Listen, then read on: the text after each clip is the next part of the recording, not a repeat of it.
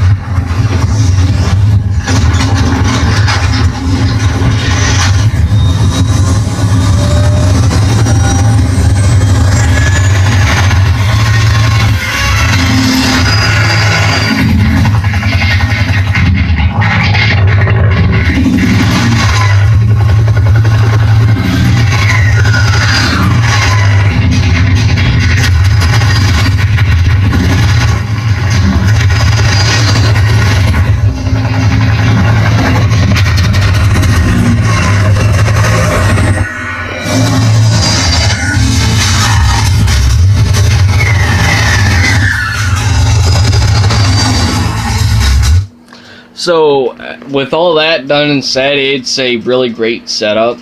The thing with subwoofers that a lot of people don't realize is, for a subwoofer to actually be at its full performance, you have to have like the right equipment for it. Like, this is an all-in-one system, so it's basically a home theater in a box.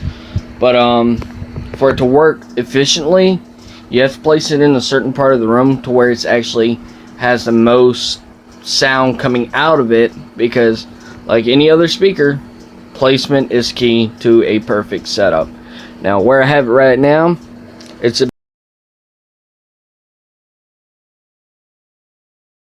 especially when I lay down, it gets a little further, and that increases the boominess of the subwoofer itself.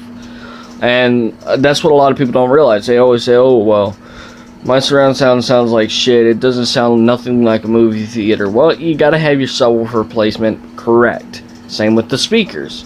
You have to have them a minimum distance for them to actually sound well.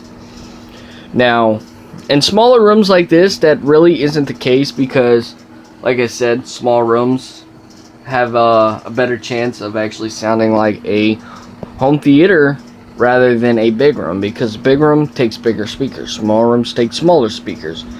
So in all odds, if you're happy with what you own and what you're doing, go ahead and use it.